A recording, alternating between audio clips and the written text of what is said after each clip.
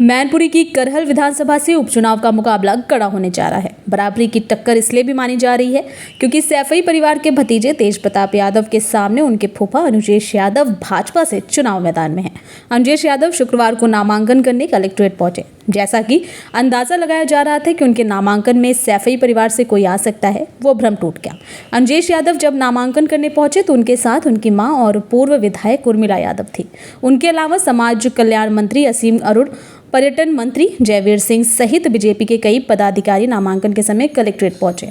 नामांकन के बाद अनुजेश यादव ने कहा, करहल से विधायक बने तो घिरौर विधानसभा का फिर से गठन करेंगे। इस दौरान पर्यटन मंत्री जयवीर सिंह ने कहा, उनके प्रत्याशी सैफई परिवार के मान्य पक्ष से हैं और उनकी बड़ी जीत होगी। भारतीय जनता पार्टी ने बहुत ही मजबूत प्रत्याशी उतारा है, जिनका जमीन से जुड़ाव है, सबको साथ लेकर के चलने का इतिहास है और सबका विकास करने का इतिहास है। भारतीय जनता पार्टी पूरे लगन के साथ सबको जोड़ के काम करने वाली पार्टी है और इस चुनाव में मैनपुरी में हम लोग निश्चित रूप से देखेंगे करहल में कि एक बहुत ही सुखद परिणाम होगा। न सिर्फ हमारा वोट बेस बहुत बढ़ेगा बल्कि बड़ी मार्जिन से हम लोग जीतेंगे। सैफई परिवार कहता है करहल समाजवादी का गढ़ है, ये गढ़ बना रहेगा। ये गलती लोकतंत्र में जिसने की उसको जनता ने सबक सिखाया। लोकतंत्र में कोई गढ़ नहीं है।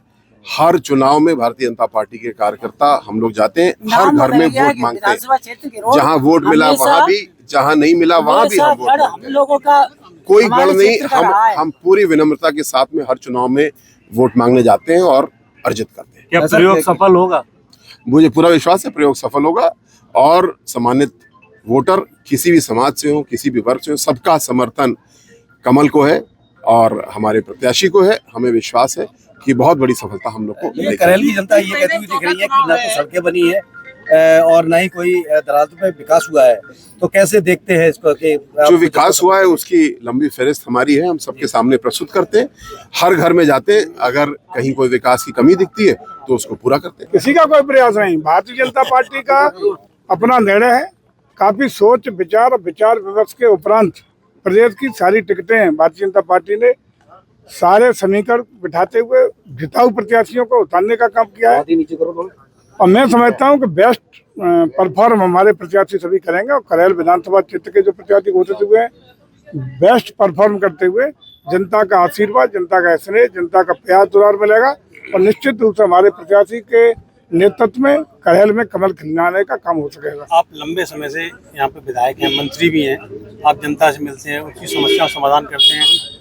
विधायक को प्रत्याशी को अपनी टिकट दिलवाया, उसके बाद में क्या रिएक्शन रहेगा जनता का? देखो ये आप भौगोलिक दृष्टि से आप बहुत बेहतर जानते हैं कि करहल विधानसभा वो पुराना करहल नहीं है।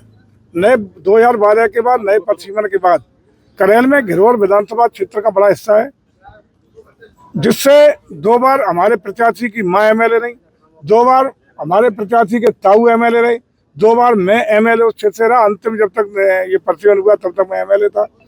अब परिस्थितियां बदली हुई हैं, जनता का सोच बदला है।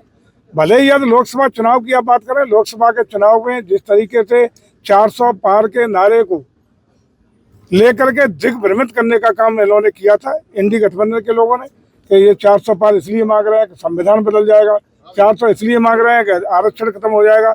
ये जनता को धोखा देकर उन्होंने समर्थन ले लिया था। अब जनता समझ चुकी है, अपने को ठगा महसूस कर रही है और आज भारतीय जनता पार्टी की रीतियों, नीतियों, कार्यक्रमों को लेकर के, आदरणीय योगी जी की सरकार के सुशासन को लेकर के, आदरणीय मोदी के नेतृत्व में देश के बढ़ते हुए विश्व में कदम को एक विश्वसनीय भारत के लिए, एक विकसित भारत के लिए, एक दुनिया की बड़ी आर्थिक शक्ति के रूप में भारत को प्रस्तुत होता हुआ आम जन देख रहा है, उसको समर्थन मिलेगा और निश्चित रूप से इस बार भारतीय जनता पार्टी का कमल सभी 9 सीटों पर जहाँ चुनाव हो रहा है खिलेगा, उसमें करहल भी